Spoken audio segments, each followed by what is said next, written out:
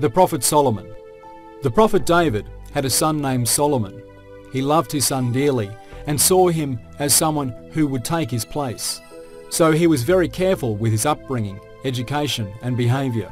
The Prophet David made his son sit on the right side of him and follow the cases that were given to him since he was a child. He taught him to rule in the right way and with justice. On one occasion, two men came to the Prophet David and asked him to settle an argument between them. The Prophet Solomon, as always, was by his father. One of the men said, "This man's sheep came into my field and ruined my crops." He wanted to get what was owed to him from the sheep owner. The Prophet David asked the owner of the sheep, "Is what this man says right?"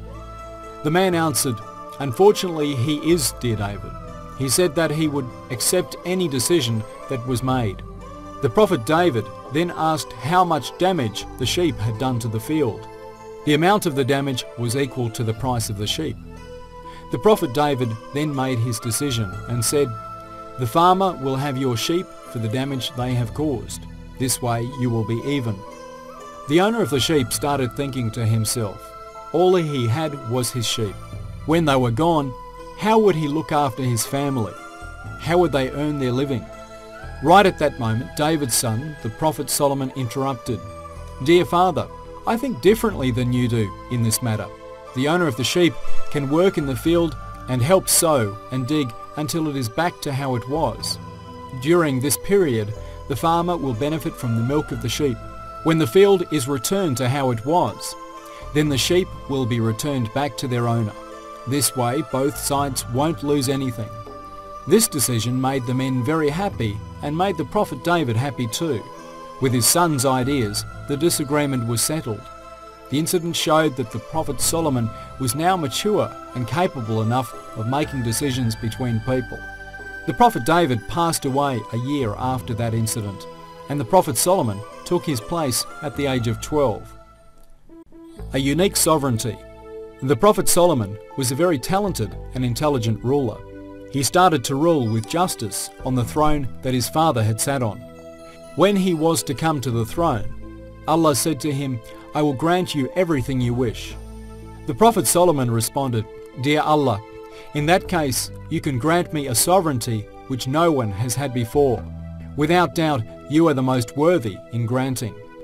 Allah accepted the Prophet Solomon's prayer and gave the winds, spirits and devils to his control. Allah also taught him the language of animals.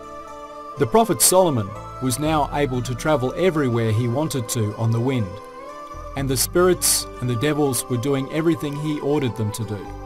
The Prophet Solomon always knew that Allah had granted these powers and always thanked him and worshipped him in response. He was never spoilt, ungrateful or proud. The Valley of Ants. The Prophet Solomon formed a big army of birds, spirits and people that were under his order. Once he ensured his authority in his own country, he started to travel to other countries. Everyone knew the greatness of his sovereignty and the power of his army. One day the Prophet Solomon began a journey with his army. He wanted to visit the Kaaba in Mecca. The birds shadowed him with their wings and his army was advancing. After the visit to Mecca, the Prophet Solomon headed towards Yemen. His journey went through the Valley of Ants around the city of Taif. The hard-working ants had come out of their nests and covered the entire valley.